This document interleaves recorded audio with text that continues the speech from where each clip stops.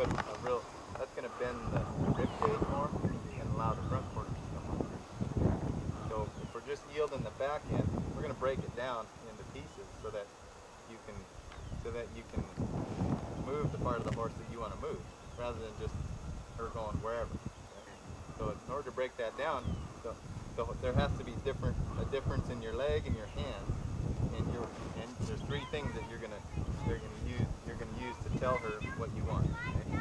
You're gonna use your body weight or your seat. You're gonna use your leg, and you're gonna use your hand. So those three things have to be different to move the hindquarters than they do to move the front quarters, right? Or else she's not gonna understand what you want. So to move the hindquarters, our weight is going to go forward just a little bit. Okay? You'll already be sitting on your seat bones, but you'll just lean your weight forward just slightly. And what that does is allows the horse to put their weight on their forequarters, which is what you need. You need to transfer the weight to the front so the hindquarters can move. That's the first thing you'll do. You'll just lean your weight forward slightly. You're not going to be leaning way over, just slightly. Just, you got a nice natural seat kind of in the middle. You're just going to shift your weight forward a little bit. Okay. The leg position to move hindquarters is back. Okay? There's three leg positions basically. There's the middle position, where your leg is hanging right here. If you add pressure with your leg in that position, it's going to encourage her to yield her rib cage. If you go back, it's going to encourage her to yield her hindquarters. If you go forward, it's going to encourage her to yield the front quarter. Okay? Makes sense, right? Yeah. Okay? Easy to remember because forward means move the front. Okay.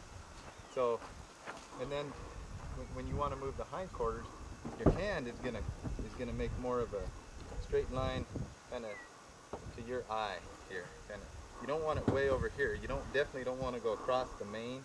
Okay. And you don't want to be up into your stomach here, because then you run out of room. So first thing you're gonna do is slide your hand down and get short, and then pick up the rein. Right? Just one, not two. Okay?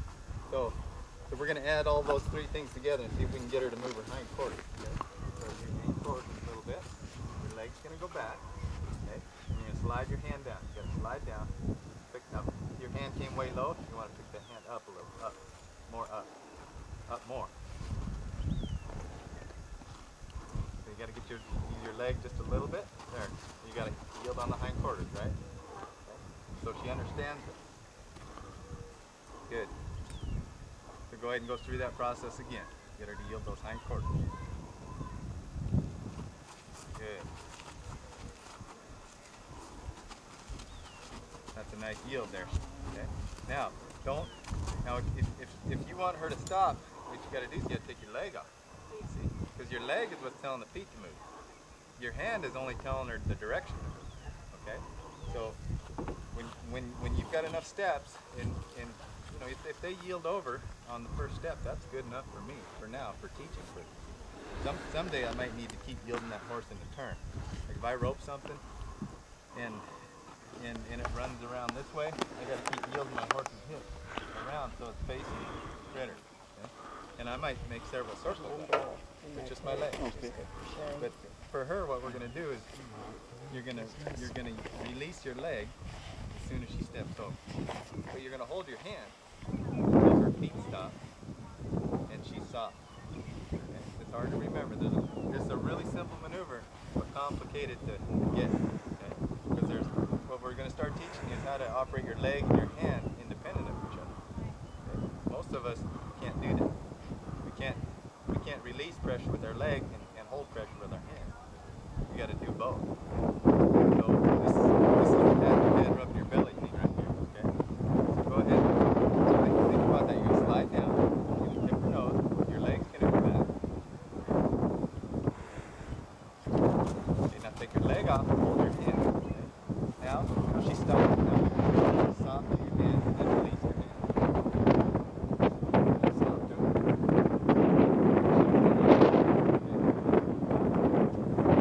how I'm doing it. She's not pulling on your hand. You don't want to ever release the rein of the horse and pull it, because that teaches them to pull. See, the reward should be for them soft. What I mean by softness is the bulk around here.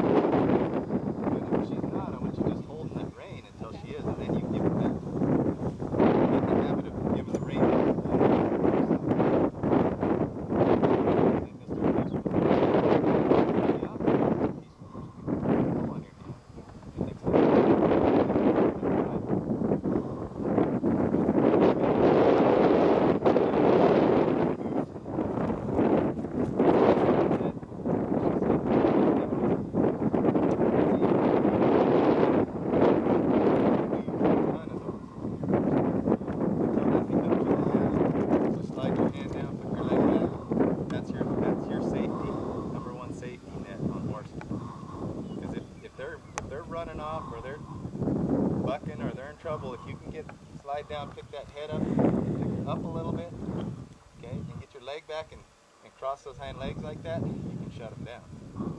The only way you're going to stop a runaway horse, the only way you're going to get her to slow down when she's going too fast. We know that pulling back with 2 reins doesn't do it, right? She might slow down, but you got to hold her there forever. Yeah. So I've been doing a lot of this. I've been riding up and down these roads, and she just picks up speed, right? So anytime she picks up speed, I just pick up 1 rein and just step her hind quarters over. No, I don't even do a circle. I don't do a stop. I just keep the hind quarters over there, and she's got to cross those hind legs. And I just let her wallow around like that until her feet slow down.